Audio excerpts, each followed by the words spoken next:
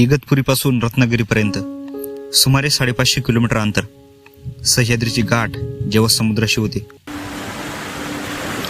गणपतीपुळेचे श्री गणेश मंदिर. ही गोष्ट आहे इगतपुरीतील दोन मित्रांची. सह्याद्रीत धावणाऱ्या पावलांना जेव्हा समुद्र आठवतो तेव्हा नकळत कोकणची ओढ लागते. लहानपणापासून कोकणच्या निसर्ग सौंदर्याचे वर्णन करणारे कविता म्हणत आलो.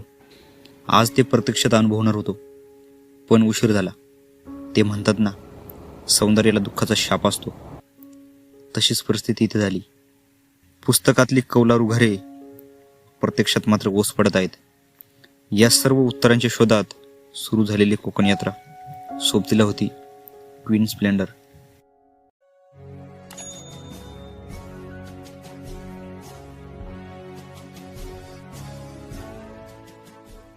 पहाटे 4 वाजता प्रवासाला सुरुवात झाली. किर्र अंधारातून वाट काढत तालुक्याचं ठिकाण गाठलं, इगतपुरी.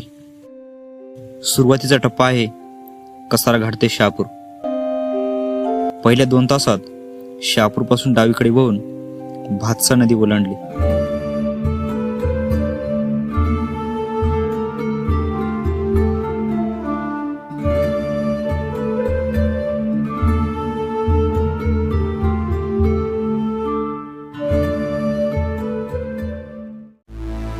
झाडांच्या आडून लपंडाव करणारा सूर्य आणि नागमोडी वळणांसोबत प्रवासाचा पहिला टप्पा पार झाला होता.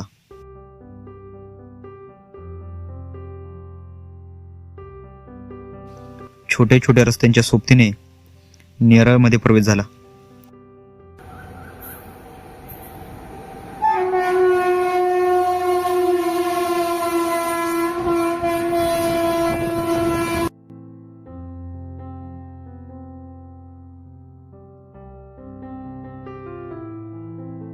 पालीपर्यंत अजून 70 किलोमीटर अंतर बाकी आहे.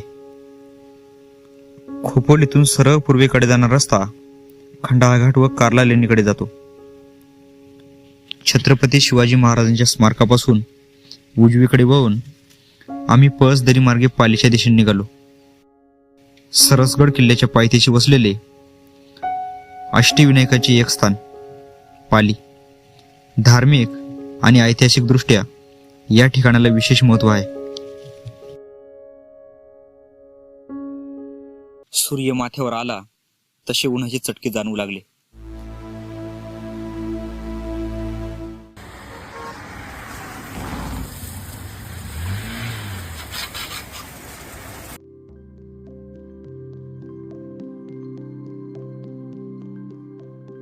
मुंबई गोवा हायवेवर उतरण्यापूर्वी आंबा नदीच्या काठाने आमचा प्रवास सुरू होता.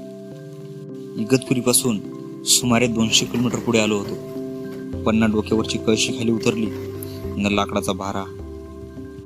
आपली निसर्ग संपन्नता सोशल मीडियावरच्या आभासी जगात मांडताना इथले कष्टप्रद जीवन मात्र पडद्याआड झाकले जाते. हिरव्यागार झाडीतून पुढे येऊन थोडा विरंगुळा घेतला. समोरच आंबा नदीवरील पूल दिसत होता. नमस्कार मित्रांनो, मी ज्ञानेश्वर रेरे स्वागत करतो तुमचं आपल्या युट्यूब चॅनलवर.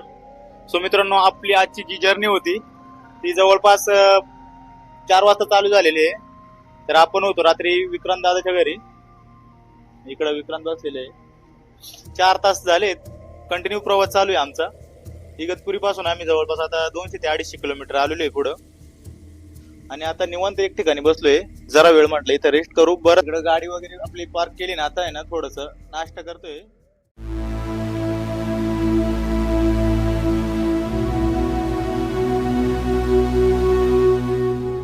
आतापर्यंत प्रवासाचा 40% भाग पार झाला होता. पुढचा टप्पा आहे मुंबई गोवा हायवे. कोकणच्या प्रवासातील एक महत्त्वपूर्ण रस्ता, पण त्याच्या फायद्यांपेक्षा दुष्परिणामच जास्त. कापलेल्या डोंगरांवर अध्यांतरी टांगलेले घरे, गावीच्या गावी ओस पडलेली. कोकणचा विकास नक्की झालाय तरी कुठे?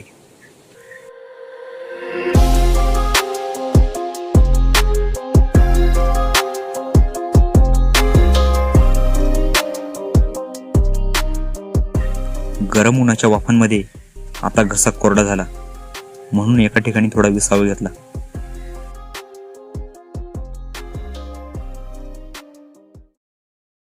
माणगावमधून पुढे येऊन आता महाडच्या दिशेने निघालो. जाताना महाड नजीक डाव्या बाजूच्या डोंगरात काहीतरी दिसले. गांधारपाले लेणी. विकिपीडियावरील माहितीनुसार इसवी सनाच्या दुसऱ्या शतकामध्ये निर्माण केलेल्या या लेणी समूहात एकूण 31 लेणी आहेत. सावित्री नदी ओलांडून 2 किलोमीटरचा कशेडी टनल पार करत आपण रत्नागिरीच्या खेड तालुक्यात पोहोचतो.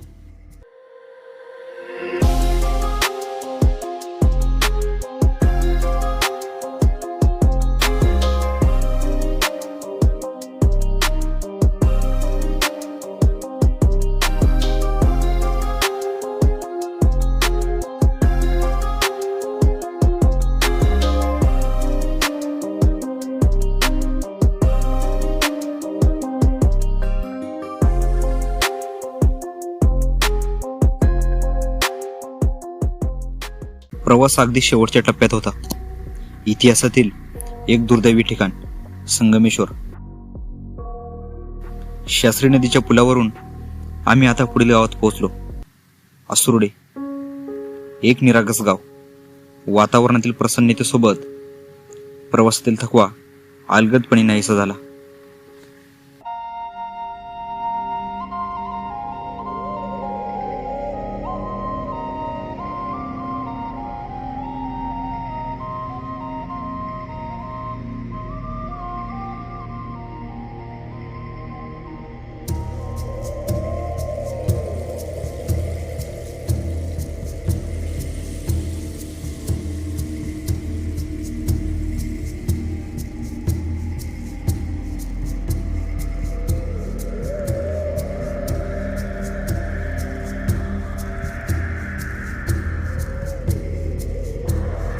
समुद्र किनाऱ्यापर्यंत फक्त 20 किलोमीटर अंतर बाकी राहिलं. बाव नदीवरच्या उंच पुलावरून आम्ही पुढे आलो. सूर्यास्ताच्या रंगांची उधळण स्वप्नवत वाटत राहिली. पहाटे सुरू झालेल्या प्रवासात आता दुपारचे 5 वाजून गेले होते. 500 किलोमीटर नंतर आता थकवा जाणू लागला. तेव्हा जाकादेवी येथे एका आजीकडे आम्ही थांबलो. मदतीचं समाधान आणि 2 प्रेमळ शब्द, एवढी एनर्जी पुढच्या प्रवासासाठी पुरेशी होती. गणपतीपुळे बालपणापासून नेहमीच एक वेगळं आकर्षण, पण आता ती उत्सुकता भंग झाली. देवाच्या दारात येऊन खिन्न झालेलं मन, शरीराचा थकवा की मनाचीच विशुद्धी. माणसांनी गच्च भरलेल्या किनाऱ्याचा सुद्धा श्वास कोंडत असेल. निदान या ठिकाणचं तरी पावित्र्य जपलं जावं, एक पर्यटक नाही तर एक माणूस म्हणून. That my mind fills up into a creature and it haunts me somewhere.